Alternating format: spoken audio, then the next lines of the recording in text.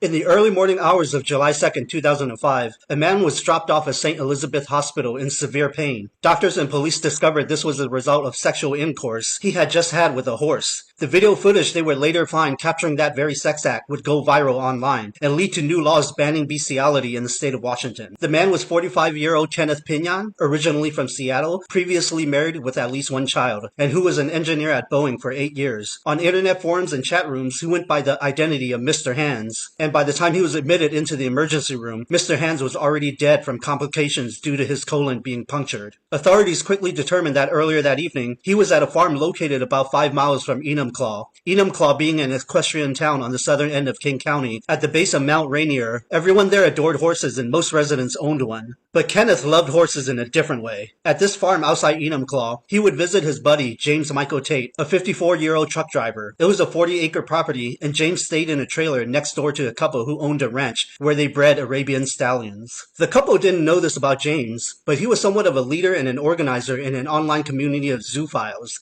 A zoophile is someone who's interested in sex with an animal. So he would invite these men that he had met online, and they would all come to the farm and hang out and kind of party and drink beer. And typically at night, when the couple was asleep or they just went home, these men would sneak into the couple's stable, and that's when they would engage in the act.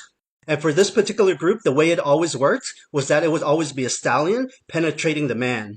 And the way that they trained the horses to do this, there's this pheromone that horse breeders use to get the horses to breed with each other. These men basically applied that chemical, that pheromone, on themselves to trigger the horse to start performing. On July 2nd, both Kenneth and James had taken turns with the same stallion, recording the entire act as usual, including the specific moment when Kenneth's internal organs would be fatally struck. The investigation that followed found that the horses were never really harmed in the process, that there was no occurrence of actual animal cruelty. They also looked into the other livestock on the property, such as the goats, chicken, and sheep, and authorities didn't find any evidence of abuse against those smaller animals either. So no criminal charges were ever filed other than the trespassing violations due to sneaking into that couple's ranch. The main reason for the lack of charges was because up to this point, the mere act of sex between a human and an animal wasn't a crime in Washington. The following year, though, that would change. The state would pass and implement a new bill making bestiality a Class C felony punishable by up to 5 years in prison. This bill also prohibits the recording or distribution of any content depicting real-life bestiality. Meanwhile, the Mr. Hands footage capturing his own deadly act was circulated and shared, becoming the first widespread reaction video of the internet era. A few seconds from that footage was also included in the 2007 documentary Zoo, which covered this case and debuted at the Sundance and Cannes film festivals.